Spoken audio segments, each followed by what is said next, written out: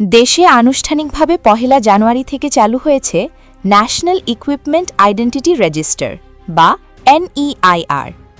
এই ব্যবস্থার মাধ্যমে দেশে ব্যবহৃত সব মোবাইল নিবন্ধনের আওতায় আসবে।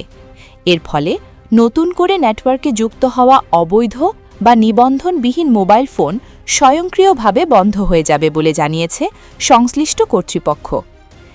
NEIR সেবা চালুর পর এ নিয়ে জনসাধারণের মধ্যে নানা প্রশ্ন ও আগ্রহ তৈরি হয়েছে। এরই মধ্যে মোবাইল ফোন ব্যবহারকারীদের জন্য বিশেষ সতর্কবার্তা দিয়েছে বাংলাদেশ টেলিযোগাযোগ নিয়ন্ত্রণ কমিশন BTRC। তারা সবাইকে সতর্কভাবে এবং সঠিক পদ্ধতিতে NEIR সেবা গ্রহণের আহ্বান জানিয়েছে। মঙ্গলবার সকালে BTRC তাদের ভেরিফাইড ফেসবুক পেজে একটি বিশেষ বিজ্ঞপ্তি প্রকাশ করে।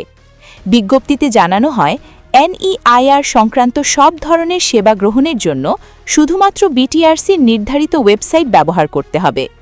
BTRC স্পষ্টভাবে জানিয়েছে, NEIR সংক্রান্ত সকল সেবার জন্য একমাত্র অনুমোদিত ওয়েবসাইট হল neir.btrc.gov.bd। এই ওয়েবসাইট ছাড়া বা অন্য কোনো মাধ্যম ব্যবহার না করার জন্য সাধারণ মানুষকে অনুরোধ জানানো হয়েছে। এছাড়া বিশেষ বিজ্ঞপ্তিতে আরও সতর্ক করা হয়, অনুমতিবিহীন কোনো ওয়েবসাইট বা সন্দেহজনক লিঙ্কের মাধ্যমে ব্যক্তিগত তথ্য শেয়ার করা যাবে না। বিভ্রান্তিকর লিঙ্কের মাধ্যমে NEIR সেবা নিতে কোনো ধরনের ফি প্রদান থেকেও বিরত থাকার আহ্বান জানানো হয়েছে।